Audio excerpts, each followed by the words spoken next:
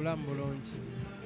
Tugere ku event ya Rage performance bibadde bitya? How do you feel ntino oli alesene waabwe audience nejjula? Kirungi nnyo okulaba Rage nga nze kyansanyusizawo from day one. Kasita nalaba nga atadde wano show. I felt good. Nze njagala nnyo omuntu getting out of their comfort zone to try something, because if you don't try you don't get it. So when namulaba nga avuddeyo n'atimba wano, I felt good. Era ne bendali nabo nabaga this is good. Kifaananyi kirungi. Tulina abayimbi bangi nga baakabi naye nga bo tebamanyi nti baakabi. Tulina abayimbi bangi naddala abayimba mu regions n'abayimba mu regions ez'enjawulo nga balina abawagizi baabwe Kampala nga bangi nnyo, n'abaabwe mu northern wa yonna eastern, naye ng'oluusi beetya naye nga abantu baabwe wano weebali ate nga bangi, because this is a capital city. Buli muntu waakolera, this is a business city. Otegeera kati kitegeeza nti bw'ojja wano no stretching your muscles this big and you achieve. Rage has achieved it. He has made it. It's the first of its kind from Western to come and fill this big stadium. So,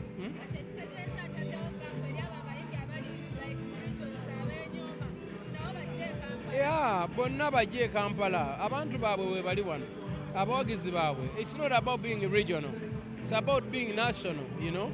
We're not being at serving omuntu y'omu, you know. Yes. Abadde propaganda agamba nti abayimbi be Kampala muganye omu supportinga abasinga tebamupostinze tebamulaze mukwano nga we gwina bbeera abayimbi bamwagadde Rage ate bamwagalira ddala abayimbi nnyo. Rage is one of the most loved artists within us kubanga talina nnyo buvuyo, talina mutawaana. Abayimbi bamwagala nnyo. Tuveeko ku nsonga za Rage tuddeko mu business. Wabaddewo ensonga y'omukulu Wizomanizo, embeera gy'alimu gwe nga pulezidenti wagirabye n'obutambi obutambula era mugenda muyambamu. Wizomanizo muntu ng'omuntu abalala. Alina emotions. He goes through a lot. He lost a friend. He lost someone who was dear to him. He misses the moments of the stage, the creation of the music, the travels, the making of money, the ready and whistle, the raw, you know. Ebyo nabimissinga ng'omuntu adde wali ebbali kibanga bonna abeera awo n'ovibwako ddiyawo oba sister or a mother or a father. Memories ezo bwe zijja tezikuleka kye kimu. We cannot feel what he feels. We can't. But what we need to do is to pray for him and not to judge him. We need to give him a chance to be. Abeere kyayagala okuba neffe twongere kubanga tumubudaabuda tuleme ate kumuwongera kutunuulira nsobi ze okusinga okulwana okulaba ntubaira abasawo okumujjanjaba. Buli munnayuganda alina gy'ali eyo ng'amanyi Wizo kyayinza okuba ng'ayitamu yandibadde buli wamusanga amubudaabuda buzibuzi, because do you know what it means okuvaayo n'omuntu, you make it in life and all over the sudden muli wakati wa lugendo oli n'avaako. Kirabika kibi kifaananyi kibi nnyo. I can't even imagine. Kibanga omuntu wabanga yakamala okukola embaga n'afiibwako omwagalwa we nga bakava ku mbaga like really. So Wizo yeetaaga bujjanjabi, yeetaaga buyambi, yeetaaga ssaala, yeetaaga kwagala, whatever, but ekisingira ddala obukulu yeetaaga kwagala, yeetaaga kwagalwa, yeetaaga kusembeza, yeetaaga kuddaabiriza. Yes. Abantu abasinga baavudde abayimbi abamu nga bagamba banenya abamu recording embeera gye yalimu, abamu ne bagamba kyamuyambako okudda mu matu g'abantu. What's your take up on that? This is a .com generation. Tetulina we tugenda kwewalira kamera.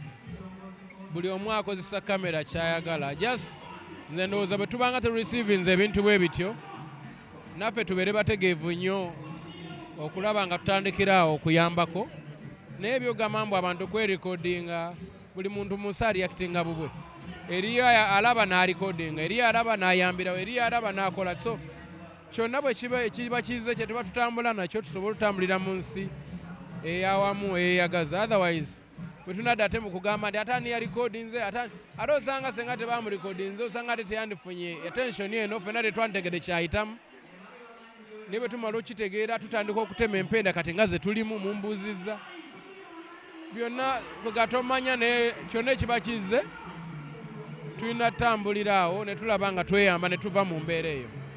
Wabadde President ensonga ya AI ng'abamu bagamba nti netta business abamu nga bagamba nti no ebayambako okujjukira omugenzi radio ensonga ya AI ogyogerako kinaabakozesa eddoboozi lya radio okufuna mileage. Nze ngamba AI teyandibadde mbi naye bandibadde bafuna permission to use someone's voice. However much it is AI, but it was someone's tone. To use that tone, the people or the family, they should benefit from that because it's a tone of someone. Kubanga bakola tone wadde ya muntu mulala, omuntu oyo yanditegeddeko bwe ndowooza naye nga AI si kibi. It's not a bad idea. Like for example, the song of Azawi, it was brilliant. It was a brilliant idea. It brought Charleta Radio back in life. I really welcome that idea and I thank Azawi and the team for that. I applaud them for that. Just when Chensaba, in a continuation of that, family z'abantu bano zanditegeddengako era ne bafuna wadde AI naye toni eyo nayo esasulirwe family egende maaso. Bw'onookera ku matya nga bakozesezza liryo? Sirina buzibu kasita nabanga bakwataganye ne family oba nange bwe mba wendi. Yes. Bwe mba siriiwo bakolagane ne gwe kikwatako. Sizadde. Yonna. Balungi. Yes.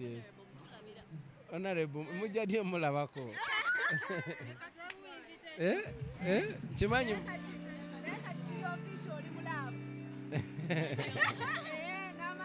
n'ebibyo mbyogere. Batugambye embaga yammwe eyengedde ne Nyamutoro. Awo nja kuba mbaddira. Akwate mpola mpola. Nja kuba mbabuulira. Tomanya. Awe bakutte ebifaananyi byo ne babigatta n'ebya dokita ebye ne babigatta ne Rema kyakuyisizza kitya? Sinza gana muntu okola kyayagala. Nagambye guno mulembe gwa .com buli muntu akkirizibwa okukozesa essimu ye na buli kimu nga bw'ayagala. Wabula tulina okuddayo eri mu buntu gwe wennyini wofumitiza ogamba ensi eno ngigasseeko ki? Ngigasseeko mu bulungi oba mu bubi? Abantu mbongerako bibatwala mu maaso bambazza mabega. You reap what you sow. Life is what you make it. At the end of the tunnel, we shall see who is who. President, wabaddewo ensonga y'abaproducers bavayo nga si basanyufu gye muli naye n'okusingira ddala ku sayidi yo tuni eya Sister Loss yatundibwa e Kenya. Wamanya ku nsonga ezo producer Didi yagamba ye ensonga waki yagitunda? Yatunda ki?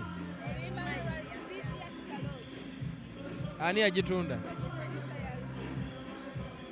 Nayo eyakola Sister Loss yali bbawa si Didi.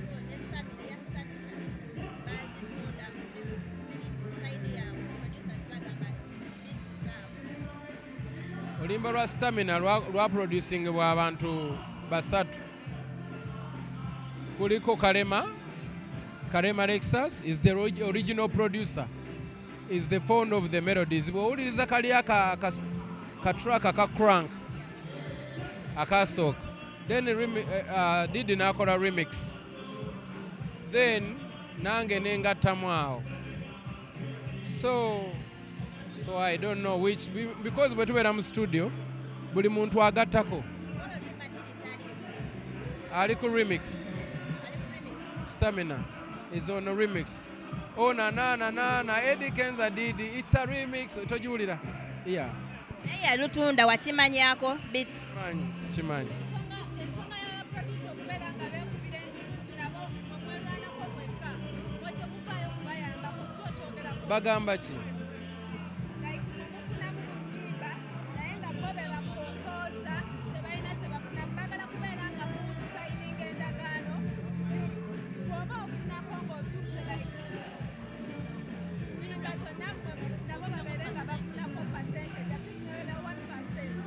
bajje twogere tewali buzibu balina kwogera nakwe bayimbi. ye anti badde manyera oyogera na muyimbi kuba be bakelayanti baabwe muteeseganya. Yes. Omukulu Washington yagamba nti bwe mugaana bagenda tandika okugulawo nga amaloboozi go bagafulumya nga we gali nga tebateekamu kidongo. Abayimbi muyimba bubi nnyo. Muyimba bubi nnyo. Omanyi kati mwekambabuulire tulina okuva mu bintu by'okwejeregajerega ebyokwenafuya ebyokwefuula abantu abatali ba buvunaanyizibwa. Omuyimbi client wa produce kizibu nnyo omuntu okuyimba obubi oluyimba ne lutunda kuba abantu abawuliriza si basiru. People like what they like. Whatever goes viral, it is nice. Whatever goes viral, it has gone viral no matter what.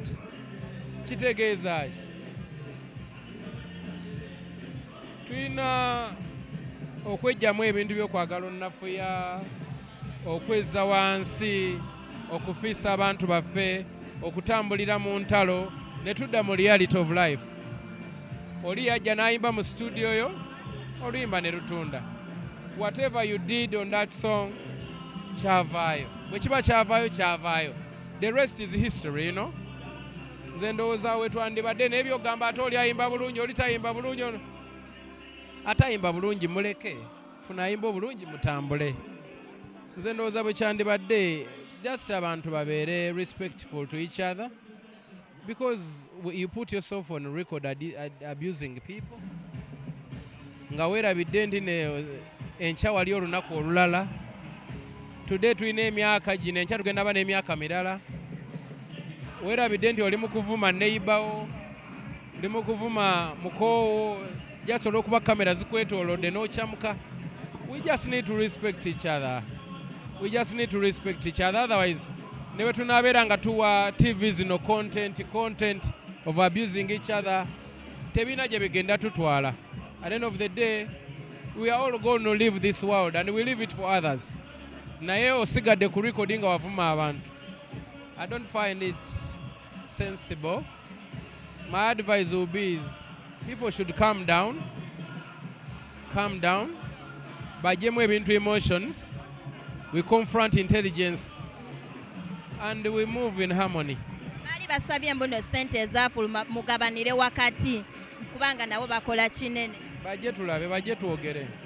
Nga tumaliriza ensonga abantu baali baagala owulira kuva gy'oli abayimbi abagenda ne bakwatibwa e Bulaaya naddala mu Buwarabu.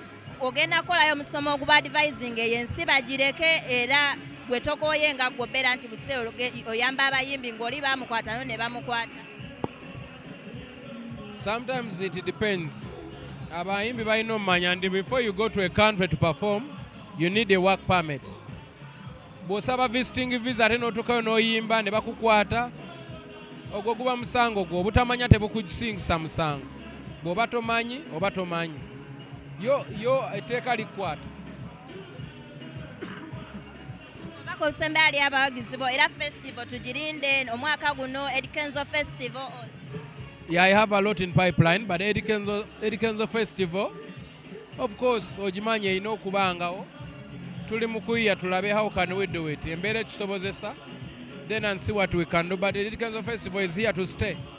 It will even be here when I'm gone. So ejja kubeerawo nga nditayari nze nga nineeyo naye nga tugikola. Even if nga nzija n'empuba buubi jambo naye nga yeegenda mu maaso abaana bayimba. Yeah. Thank you.